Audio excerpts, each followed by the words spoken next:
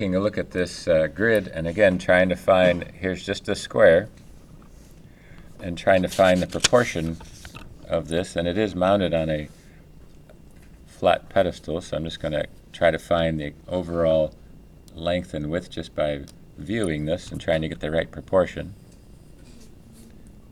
So I'm just going to go 3 by 4 here.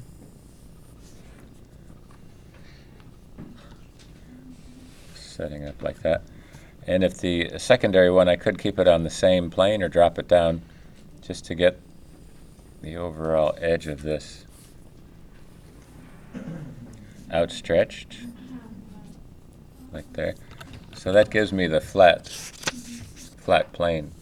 The section for the cylindrical piece, I'm just going to go up and estimate this part 3. I'm going to make it just a little bit larger.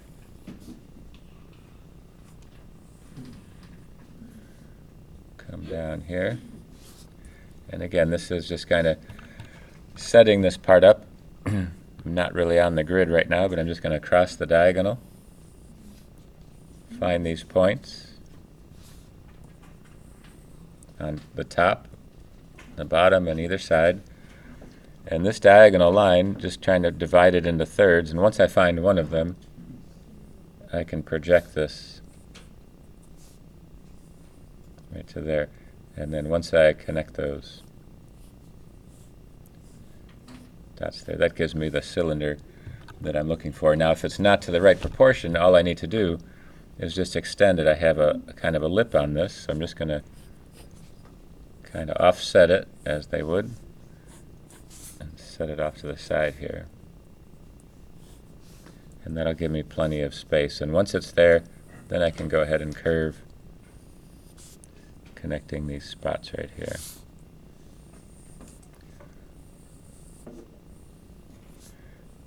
So it's just trying to use the geometry to help me set that part up.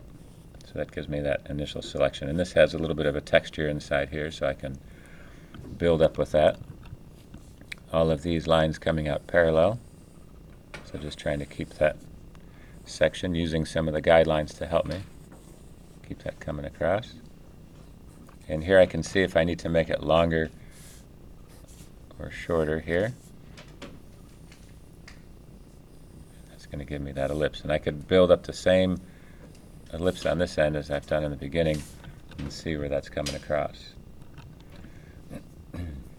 And whether or not I need to extend this part, I can still adjust it. It's still early in the drawing stages, so it's not going to hurt it.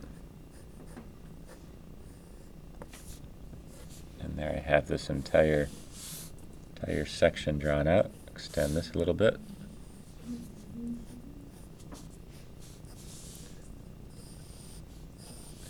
And even this, I can still cut this off. I can make this shorter, still keeping it within the proportion.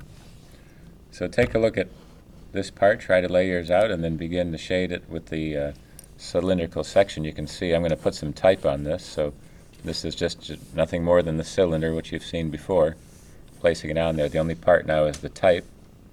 So when you take a look at the sample, behind it has the one wrapping the type all the way across it there.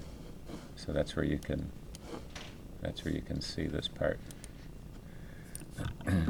And depending on how you begin to illustrate this, I'm just going to put a baseline and a height line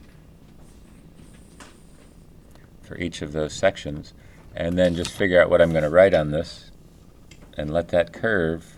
You're trying to see if you can project it almost like a blend in Illustrator. You're trying to see that curve and build that part across. So each letter is going to have a rectangular shape,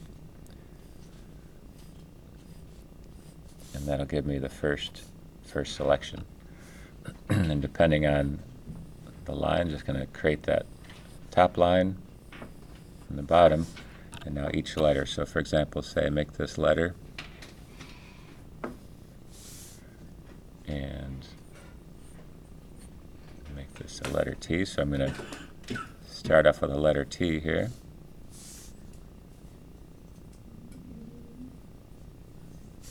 And place that right in there. Okay. This will be lightly taken out, so then I can put the three-dimensional quality to it just by adding that section right like that.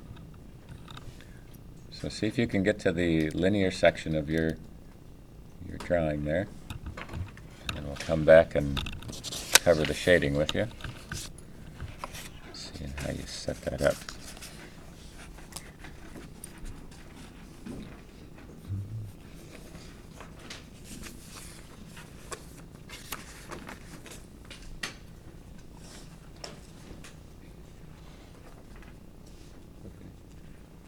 You okay?